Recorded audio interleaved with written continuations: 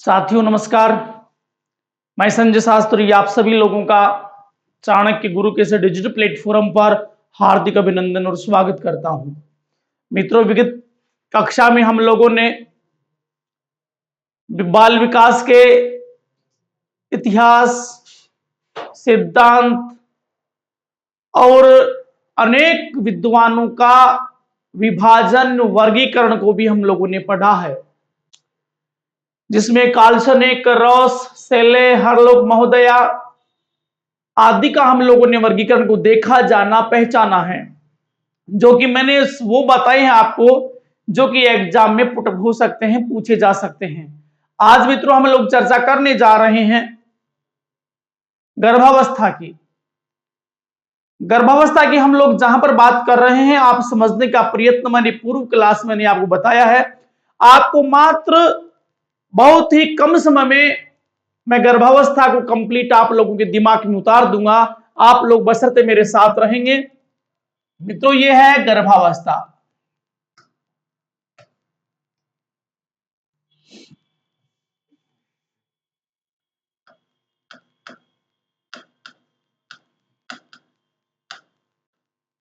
गर्भावस्था मित्रों, मानव का जो विकास जो होता है, हम पहले बात करें इसके दिनों की, तो ध्यान रखिएगा सर्वाधिक इसमें दिनों की जो संख्या है वो 280 दिन है। ठीक है, 280 दिन सर्वाधिक एक माता के गर्भ में एक बालक रहता है, 280 दिन। यदि मैं सप्ताह की बात करूं तो मित्रों 40 सप्ताह कितने होते हैं? 40 सप्ताह। और यदि माह की बात करूं तो ये होता है मित्रों 9 माह। 9 माह यह है एक बालक का माता के गर्भ में रहना। कितने दिन तक रहता है, कितने समय तक रहता है? सर्वाधिक 280 दिन, 40 सप्ताह और 9 माह। यदि न्यूनतम की मैं बात करूं तो मित्रों 180 दिन में भी शिशु की प्रेगनेंसी या डिलीवरी या जन्म संभव है। अब बात करते हैं कि बालक का माता के गर्भ में निर्माण कैसे होता है। तो मित्रों, वो निर्माण मानव विकास का जो प्रारंभ है वो एक कोष से होता है। किससे होता है? एक कोष से। उस कोष को कहते हैं संयुक्त कोष। क्या कहते हैं उस कोष को? संयुक्त कोष। संयुक्त कोष मित्रों 2 प्रकार का होता है। कितने प्रकार का होता है? 2 प्रकार का। एक होता है मातृकोष और दूसरा होता है पितृकोष। पितृकोष में मित्रों पाए जाते हैं शुक्राणु। क्या पाए जाते हैं? शुक्राणु। यहां देखिएगा, मातृकोष में शुक्राणु, पितृकोष में शुक्राणु पाए जाते हैं, जबकि मातृकोष में पाए जाते हैं अंडाणु। क्या पाए जाते हैं मातृकोष में? अंडाणु पाए जाते हैं। यहां तक मित्रों आप लोग समझना, मानव का विकास जिन कोशिकाओं से होता है उसे एक कोशिकीय कहते हैं। क्या बोलते हैं इसे? एकल कोशिक। एकल कोशिका भी इसको कहते हैं, जिनका मानव का विकास होता है। एक कोशिका को क्या बोलते हैं? संयुक्त कोष। संयुक्त कोष में होते हैं मातृकोष और पितृकोष, अंडाणु और शुक्राणु। अब मित्रों आगे की मैं बात करूं, यहां पर गुणसूत्र। गुणसूत्र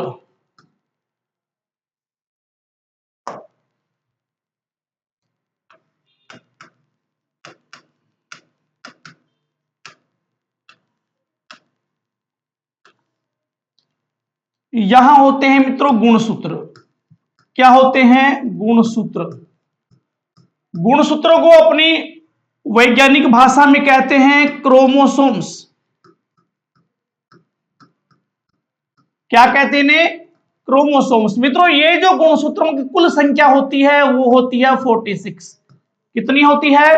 46। 46 को 2 भागों में हमने बांटा, जोड़े होते हैं 2। 23 के 2 जोड़े बन जाते हैं। अब बात यहां पर होती है, अब इनको हमें देखने का प्रयत्न करेंगे। ये जो गुणसूत्र होते हैं ये कितने प्रकार के होते हैं? गुणसूत्र 2। पहला होता है इसमें लैंगिक, पहला क्या होता है, लैंगिक गुणसूत्र, जिन्हें विशिष्ट जोड़ा कहते हैं, जिन्हें क्या कहते हैं, विशिष्ट जोड़ा, जो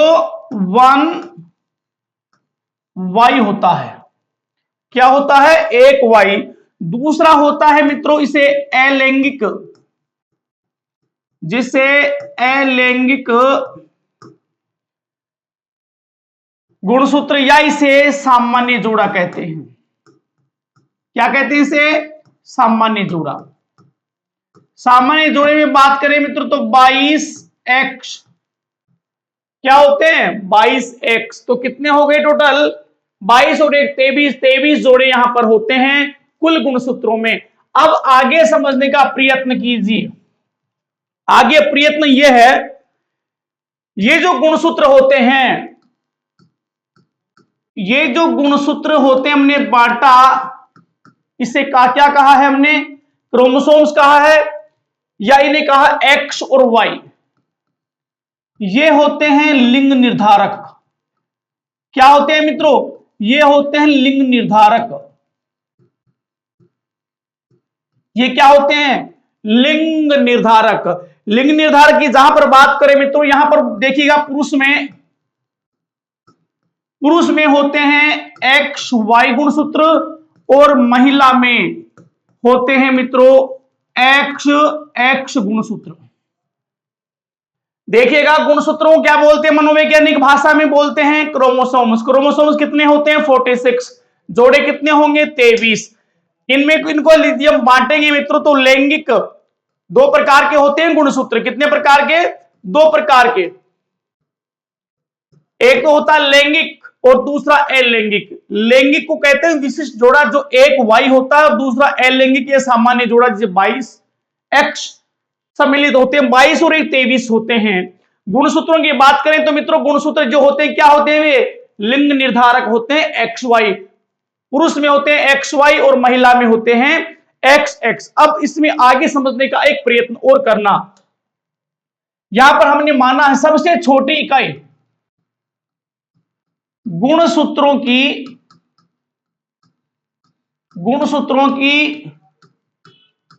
सबसे छोटी इकाई,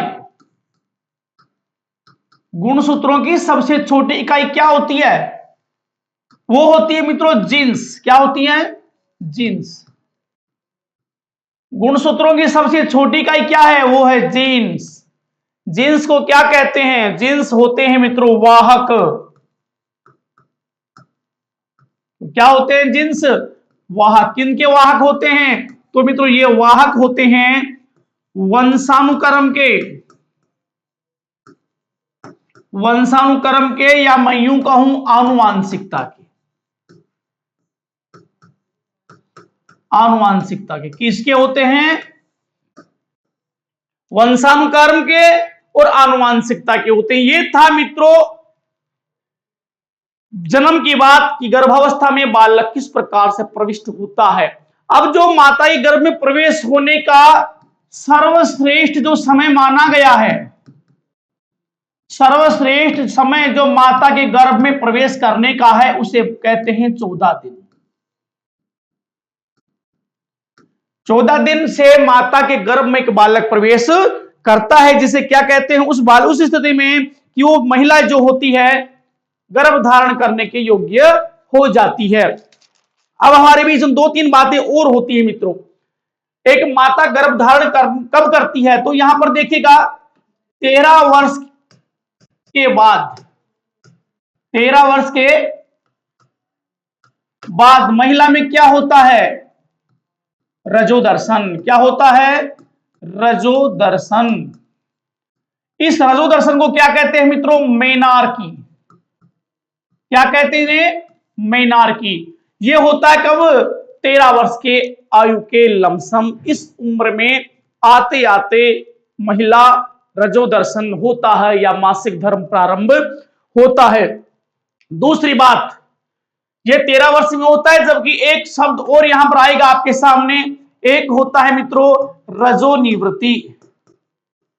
रजोनिवृत्ति ये प्रारंभ होती है, ये खत्म हो जाती है 50 वर्ष में। महिला के 50 वर्ष में ये रजो दर्शन जो होता था, हर मासिक धर्म जो होता था, वो समाप्त हो जाता है। उसे कहते हैं मेनोपोज। क्या कहते हैं इसे? मेनोपोज। मेनोपोज। अब हमें समझने की बात यहां पर लागू होती है कि गर्भावस्था गर्भधारण करने से 270 या 280 दिन तक होती है, 40 सप्ताह या 9 माह या 10 दिन तक की होती है। उससे पहले गर्भावस्था अधिकतम 330 दिन, न्यूनतम 180 दिन और सामान्य 280 दिन मानी गई है। इसे आप 40 सप्ताह कह सकते हैं या 9 माह कह सकते हैं। ठीक है, इसके आगे चलिएगा मित्रों। गर्भधारण करने का सर्वाधिक उपयुक्त समय रजो दर्शन या रजो धर्म के 14वें दिन से सर्वश्रेष्ठ माना गया है। कौन सा दिन है?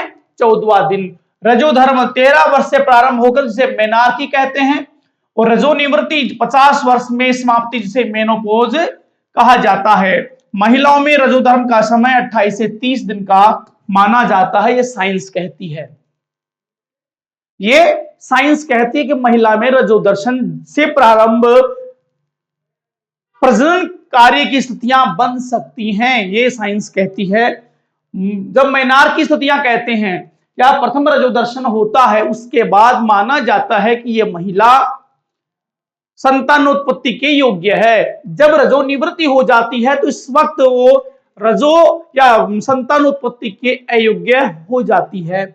इसके आगे समझिए, महिलाओं में अंडाणु, मैं कह रहा था महिलाओं में अंडाणु, पुरुषों में शुक्राणु पाए जाते हैं। माता पिता व पूर्वजों के गुणों का एक पीढ़ी से दूसरी पीढ़ी में हस्तांतरण जीन के माध्यम से होता है। तो वाहक कह रहा था मैं, जीन क्या होते हैं? ये वाहक हैं किनका? वंशानुक्रम का। वंशानुक्रम के ये वाहक हैं। आनुवांशिकता की इकाई जीन को माना जाता है। जीनों के योग से क्रोमोसोम्स अर्थात गुणसूत्र का निर्माण होता है। इन्हें गुणसूत्र भी कहते हैं। ठीक है, चलिएगा आगे। क्रोमोसोम्स दो प्रकार के होते हैं, तो लिंगी और एक अलिंगी, विशिष्ट जोड़ा और सामान्य जोड़ा।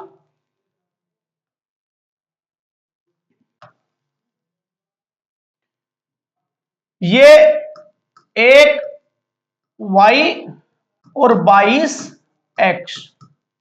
लिंगी गुणसूत्र दो प्रकार के होते हैं, X और Y। पुरुष और महिला में 22XY और 22XX। कुल गुणसूत्र होते हैं 46 अर्थात 23 जोड़े। कितने होते हैं? 23 जोड़े होते हैं। लिंग निर्धारण का कार्य मित्रों XY गुणसूत्रों के माध्यम से होता है। किन के माध्यम से? XY, जिनमें महिला में X और पुरुषों में Y बराबर संतानोत्पत्ति में पुत्र उत्पन्न होता है।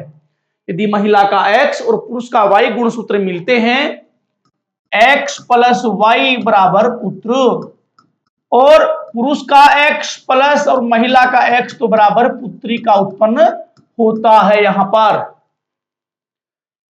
महिला X और पुरुष Y बराबर पुत्री। ठीक, यहां समझिएगा, महिला और पुरुष के गुणसूत्रों के योग से युग्मनज एक बीज कोष का निर्माण होता है। और बीज कोष का सिद्धांत बीजमैन ने दिया था। किसने दिया था? यह सिद्धांत बीजमैन ने दिया था। मित्रों, अब मैं आपको जो बताने जा रहा हूं सर्वश्रेष्ठ बात है, जिसे आप लोगों को समझने की आवश्यकता है।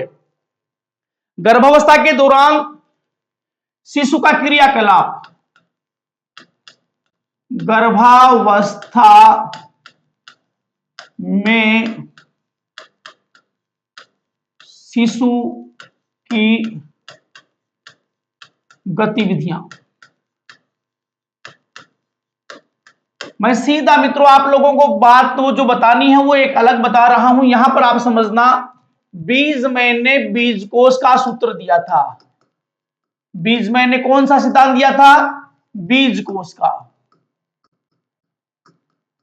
और गर्भावस्था को 3 भागों में बांटा। 3 भागों में गर्भावस्था बांटी गई थी। नंबर 1 बीजावस्था, नंबर 2 भ्रूणावस्था, और नंबर 3 पे मानी गई है गर्भावस्था।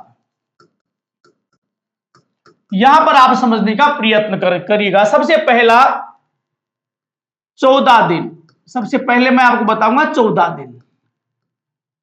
14 दिन के बाद में मित्रों मैं आपसे बात करूंगा 14 से लेकर के 60 दिन। उसके बाद में हम मित्रों सीधे चलेंगे 3 सप्ताह, क्योंकि यहां पर देखिएगा 2 सप्ताह पूरे हो गए तो तीसरा सप्ताह, तीसरे सप्ताह के बाद में शुरू होगा मित्रों 4 सप्ताह। क्या होता है? 4 सप्ताह। 4 सप्ताह के बाद में मित्रों हम सीधे चलते हैं 7 सप्ताह। यहां के बाद में यहां पर आइए मित्रों, हम लोग चलते हैं, हम यहां पर बढ़ेंगे और 3 माह। कहां पर? 3 माह, 5 माह, 7 माह, 8 माह और 9 माह। यहां पर हम लोगों को समझने की आवश्यकता है। केवल पूरी गर्भावस्था इसी में आपको सम्मिलित हो जाएगी, ज्यादा इधर उधर देखने की कोई आवश्यकता नहीं है। यहां से शुरू होता है काम 14 दिन। मित्रों इसे बोलते हैं बीजावस्था। क्या बोलते हैं? बीजावस्था। यहां पर क्या होता है मित्रों, सबसे बड़ी बात समझने का प्रयत्न करना, इस बीजावस्था में माता और पिता का जब मेल होता है, उनके शुक्राणु का मिलन होता है, जिससे एक अंडेनुमा आकृति बनती है। वो अंडेनुमा आकृति गर्भाशय की दीवार से चिपक जाती है और अपना विकास प्रारंभ करती है, जिसे युग्मा कहते हैं। उसे क्या कहते हैं? युग्मा। इसका समय कौन सा है? 14 दिन से बीजावस्था है। उसके बाद मित्रों आप समझिएगा, उसके बाद में 14 से 60 दिन। मित्रों ये जो इसे बोलते हैं अपनी भाषा में भ्रूणावस्था। कौन सी अवस्था? भ्रूणावस्था। यहां पर बालक अपरा अपरा या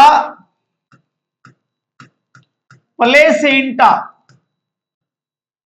अपरा या प्लेसेंटा के माध्यम से, अपरा या प्लेसेंटा के माध्यम से पोषक तत्व प्राप्त करता है। क्या करता है? पोषक तत्व प्राप्त कर। किससे कर रहा है? अपरा या प्लेसेंटा के माध्यम से पोषक तत्व प्राप्त करता है। और यहां पर माता द्वारा व्यवहार, आदत, मानसिक तनाव, जो खान पान होता है, उसका पूरा पूरा असर शिशु के ऊपर भी पड़ता है। तीसरा चलते में तो तीसरे सप्ताह में, तीसरे सप्ताह में आप लोग देख रहे हैं 3 दिख रहा है आपको, तो यहां पर भी आप कर दीजिए 3, और यहां करते ही सीधे होगा आंख। आंख के बाद में त्वचा, और त्वचा में क्या होता है? मांस। तो मित्रों यहां पर आप मांसपेशियां, त्वचा और मांसपेशियों का निर्माण यहां पर हो जाता है। किसका होता है? त्वचा और मांसपेशियों का निर्माण प्रारंभ हो जाता है। चलते हैं चौथा सप्ताह।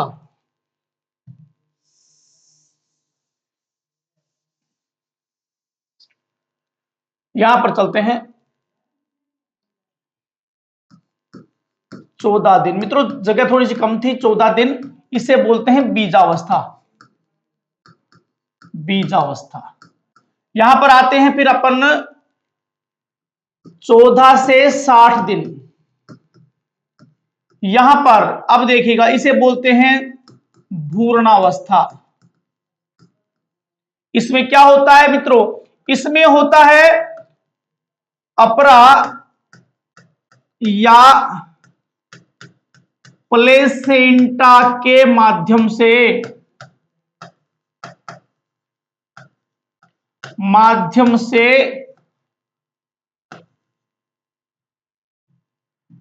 प्लेसेंटा के माध्यम से पोषक तत्व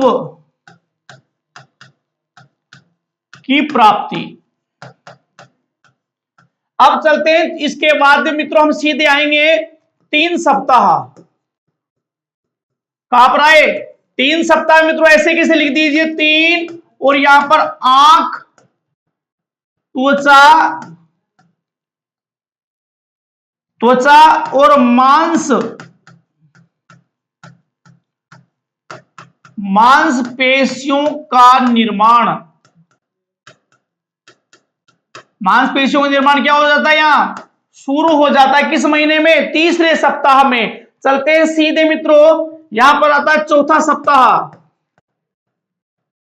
चौथा सप्ताह, चौथा सप्ताह मतलब FOUR। यहां पर आप समझना FOR, फोर का मतलब के लिए। तो यहां पर क्या होता है? बालक का दिल धड़कने लगता है तेरे लिए। तो हम लिखेंगे हृदय की धड़कन, हृदय की धड़कन प्रारंभ हो जाती है किसमें? चौथे सप्ताह में। उसके बाद में अपन चलते हैं सीधे के सीधे मित्रों की सातवें सप्ताह में। 7 सप्ताह मित्रों, 7 सप्ताह में क्या होता है? जब आंखें टिमटिमाने लगी, हृदय की धड़कन बढ़ने लगी, तो यहां पर होता क्या है? 7वें सप्ताह में आते आते कुछ हलचल भी पैदा हो जाती है। तो समझिएगा मित्रों, बालक के शरीर में हलचल और गति शुरू हो जाती है, गति शुरू हो जाती है। ये केवल सप्ताहों की बात कंप्लीट होती है। यहां पर 14 दिन बीजावस्था होती है। क्या होती है मैंने बता दी, युग्मा होती है, जो गर्भावस्था में गर्भाशय की दीवार के चिपक के अपना विकास प्रारंभ करती है। 14 से 60 दिन, 14 से 60 दिन,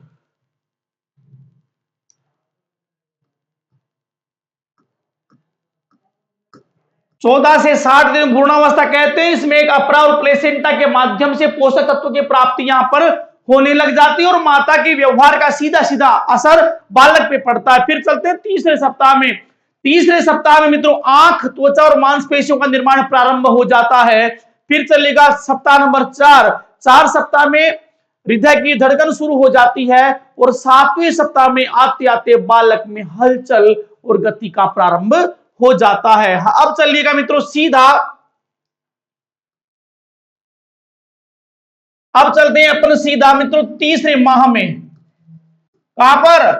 तीसरे माह में। तीसरे माह में अपन जहां पर 3 सप्ताह में आंख, त्वचा और मांसपेशियों का निर्माण शुरू कर रहे थे, तो मित्रों तीसरे सप्ताह में आते आते आंख और मस्तिष्क का निर्माण कंप्लीट हो जाता है, निर्माण पूर्ण हो जाता है।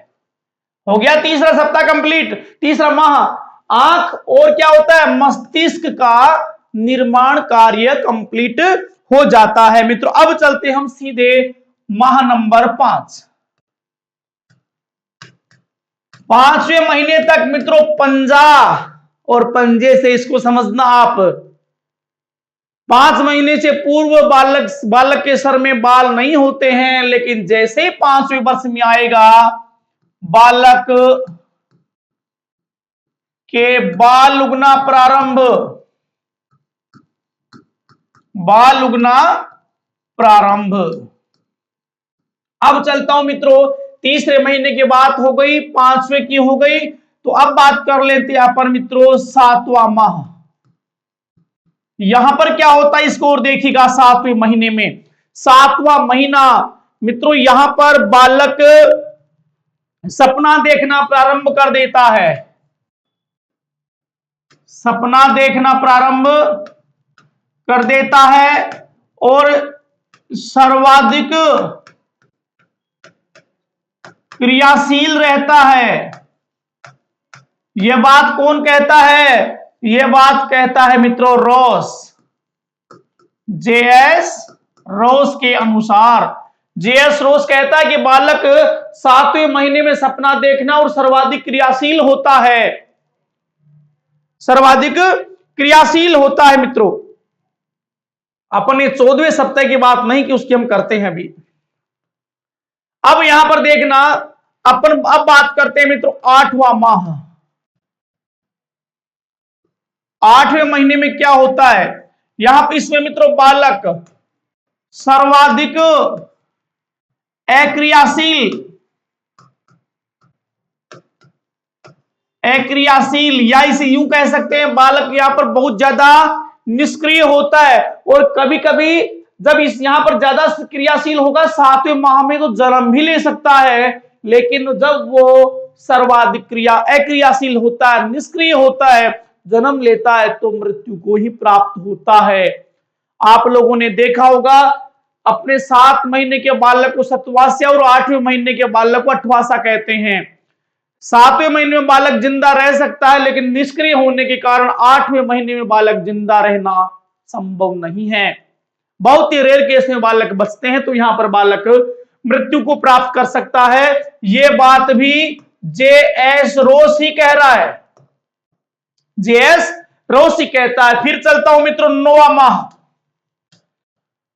9वें महीने में गर्भावस्था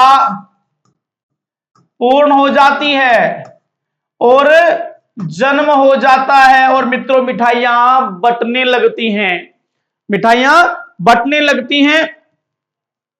अब आगे की बात अपन लोग 2-3 शब्दों में और भी करेंगे मित्रों। एक शब्द यहां पर लिया गया था ऑक्सीटोसिन, एक शब्द है, उसका मैं चर्चा अगले में करूंगा, लेकिन उससे पहले आप यहां पर देखिएगा सप्ताह नंबर 14। 14वें सप्ताह में मित्रों क्या होता है, बालक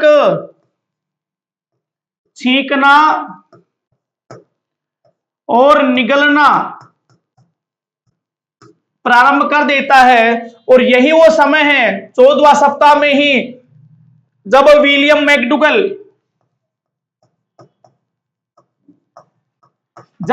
मैकडूगल ने कहा कि यहीं से मूल प्रवृत्तियां शुरू हो जाती हैं। अब आगे देखने का प्रयत्न कीजिएगा मित्रों, मैंने आपको बहुत ही शॉर्ट तरीके से यह समझाने का प्रयत्न किया है कि बालक का विकास के बाद बालक कौन कौन सी क्रियाएं करता है। गर्भावस्था में हमने शुरू किया था बीजमयन का बीज कोष के बाद में 14वें दिन से, जिसे बीजावस्था कहते हैं। इस अवस्था में बालक या इस अवस्था में माता पिता के संयोग से जो शोणित शुक्राणु और अंडाणु का मिलन होता है, एक अंडा बनता है, उसे जिसे युग्म कहते हैं, वो गर्भावस्था में गर्भाशय की दीवार को चिपक जाता है और अपना विकास प्रारंभ करता है, जिसे युग्मा कहा जाता है। 14 से 60 दिन या भ्रूणावस्था कहते हैं इसको। इसमें मित्रों होता है क्या, अपरा प्लेसेंटा के माध्यम से पोषक तत्वों की प्राप्ति करता है, और प्राप्ति करने के बाद माता के व्यवहार, आदत, भूख आदि का असर बालक पे पड़ता है। हमने पहुंचे तीसरे सप्ताह में। तीसरे सप्ताह में आंख, त्वचा और मांसपेशियों का निर्माण प्रारंभ हो जाता है। चौथे सप्ताह में क्या होता है, कुछ कुछ होने लगता है और हृदय की धड़कन प्रारंभ हो जाती है। और माना गया है कि हृदय की धड़कन प्रारंभ होने के साथ बालक का सबसे ज्यादा व्यस्ततम अंग यदि कोई सा है वो है हृदय, धड़कने लगता है। चौथे सप्ताह की बात हो गई। 7वें सप्ताह में बालक के दिल में हलचल प्रारंभ होती है, शरीर मूवमेंट करने लगता है और गति प्रारंभ हो जाती है। हमने बात की 14वें सप्ताह की मित्रों। 14वें सप्ताह में बालक छींकना और निगलना प्रारंभ करता है। यहीं पर विलियम मैकडूगल कहता है कि बालक में मूल प्रवृत्तियों का विकास यहां से प्रारंभ हो जाता है। हम पहुंचे तीसरे माह में, जहां पर तीसरे सप्ताह में बालक की आंखों का विकास प्रारंभ होता है। तो तीसरे महीने में पहुंचते पहुंचते मस्तिष्क और आंखों का निर्माण कंप्लीट हो जाता है। तीसरे माह में 5वें महीने में बालक के बाल उगना प्रारंभ हो जाते हैं। 5वें महीने में बालक में बाल उगना प्रारंभ होते हैं। 7वें महीने में बालक सपना देखना प्रारंभ करता है। सपना देखने के साथ साथ मित्रों कहते हैं कि बालक सर्वाधिक क्रियाशील होता है।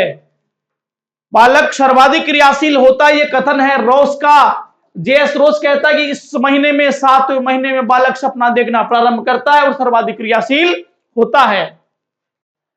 आगे है 8वां माह। 8वें महीने में क्या होता है मित्रों? बालक सर्वाधिक अक्रियाशील होता है।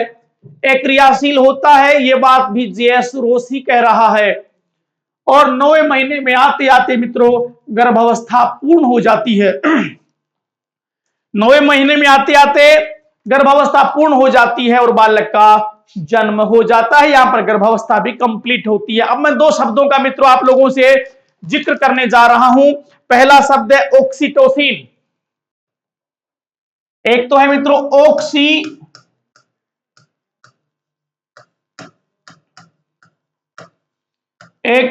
ऑक्सीटोसिन। ऑक्सीटोसिन क्या है मित्रों? ऑक्सीटोसिन एक हार्मोन का नाम है। क्या है? एक हार्मोन है। एक हार्मोन है जो क्या करता है? ये गर्भावस्था के समय, गर्भावस्था के संपूर्णता के समय विकसित होता है। विकसित होता है जो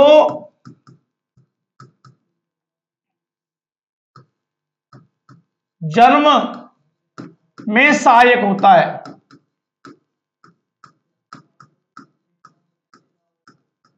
ठीक है। अगला एक शब्द और है जिस शब्द को आप कोलेस्ट्रम बोलते हैं अपनी भाषा में। क्या बोलते हैं? कोलेस्ट्रम। ये क्या होता है मित्रों? कोलेस्ट्रम ये होता है माता का प्रथम दूध। माता का प्रथम दूध जो कैसा होता है? गाढ़ा होता है। जो कैसा होता है? पीला होता है। जो कैसा होता है? चिपचिपा होता है।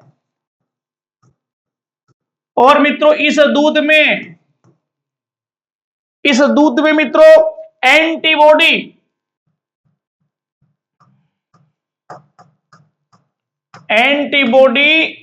ए पाया जाता है जो कि क्या करता है? ये शिशु के लिए सर्वाधिक पौष्टिक होता है। सर्वाधिक पौष्टिक होता है। तो दो बातों की चर्चा मैंने की है, ऑक्सीटोसिन और दूसरा है कोलेस्ट्रम। ये जो ऑक्सीटोसिन हार्मोन होता है मित्रों जो गर्भावस्था के लास्ट में 9वें महीने में विकसित होता है और सहायता करता है प्रजनन कार्य में, डिलीवरी के समय में। एक होता है कोलेस्ट्रॉल जो माता का पहला दूध होता है, जिसे अपनी देसी भाषा में मित्रों एक शब्द बोलते हैं खीस। क्या बोलते हैं उसे? खीस बोलते हैं। जो गाढ़ा होता है, पीला होता है, चिपचिपा होता है, शिशु के लिए सर्वाधिक पौष्टिक होता है, जो कि एंटीबॉडी का निर्माण करता है। किसका निर्माण करता है मित्रों? एंटीबॉडी का निर्माण करता है। ये थी मित्रों आज की हमारी क्लास गर्भावस्था के को लेकर के। गर्भावस्था की कुछ बातें हैं जो मैं मित्रों आपको अगली क्लास में बताऊंगा। आप लोग यहां पर देखते हुए पूर्ण ढंग से इस बात की तैयारी में लगे रहिएगा। और जैसा जैसा एक ट्रिक के माध्यम से मैंने बताया है कि आपको क्या क्या देखना, तीसरा सप्ताह, चौथा सप्ताह, पांचवा, सातवां और 14वां सप्ताह, उसके बाद में तीसरा महीना, पांचवा महीना, सातवां, आठवां और 9वें महीने में क्या क्या डिफरेंस होते हैं वे भी आपको याद करने हैं। दो तीन शब्द मैंने बताया उनको भी याद करने हैं। अगली क्लास में मैं गर्भावस्था के जो आंतरिक परतें जो होती हैं उनकी चर्चा करता हूं मित्रों। तब तक के लिए नमस्कार, धन्यवाद।